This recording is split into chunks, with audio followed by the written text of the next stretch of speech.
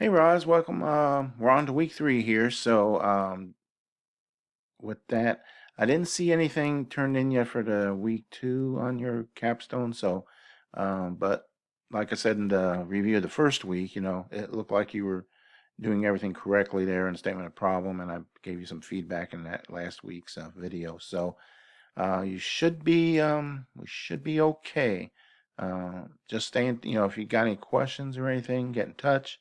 But other than that, I will let you go. If you do want to see a test question, I got it here, and I'll put the weekly and my weekly motivation part at the end here. So after we're done here, if you want to watch it. So otherwise, I will let you go. Have a great week.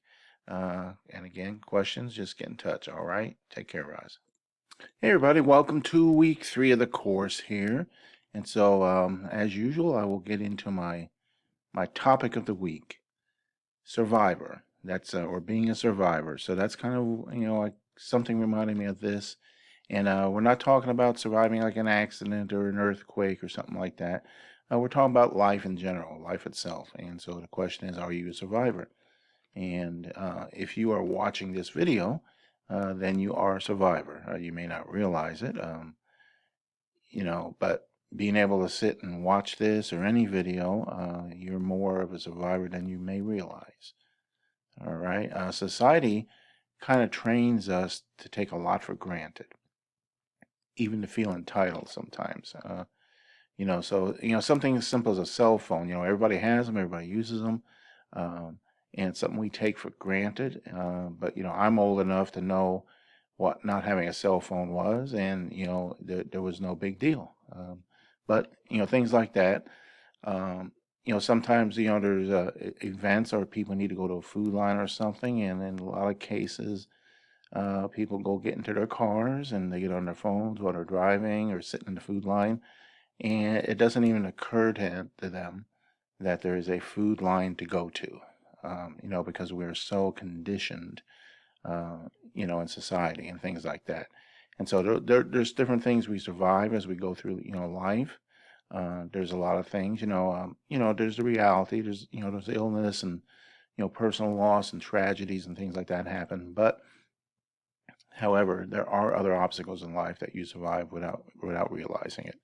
And, I'm talking, everyday challenges. You get up every day, you go to work, if you have a family and kids, you juggle all of that. You got all these things, obstacles that you navigate through. And, you can call it surviving it or whatever you want to call it, but you get through it. And if you're a college student, you survive the obstacles getting into college.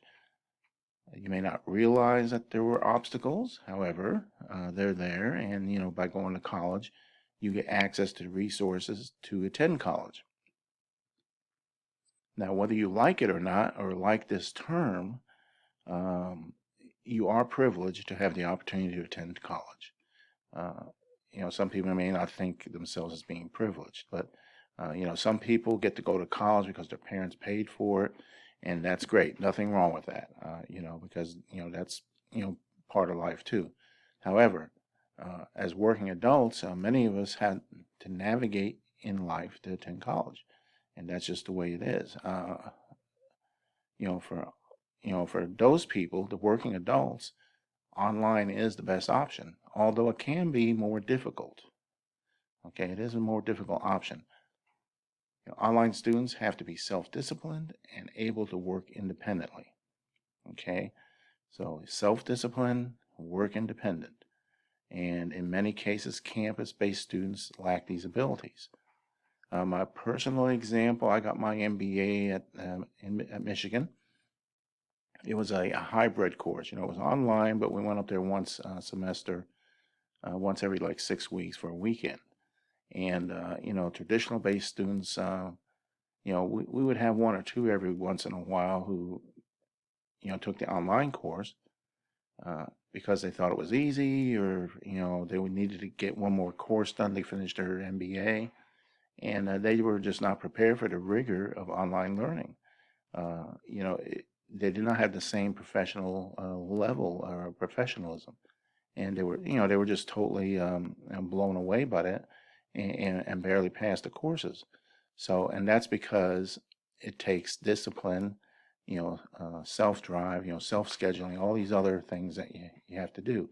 As a successful online, I say successful because students do fail. As a successful online student, you possess unique skills and abilities. It's that simple.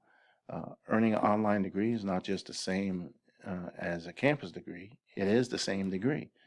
It's much more difficult and an accomplishment to be proud of. All right, so surviving life's challenges is also about achieving life's challenges and goals. All right, so do not waste the opportunity you have to accept, survive, and overcome life's challenges. That's my point for this week. Do not waste the opportunity.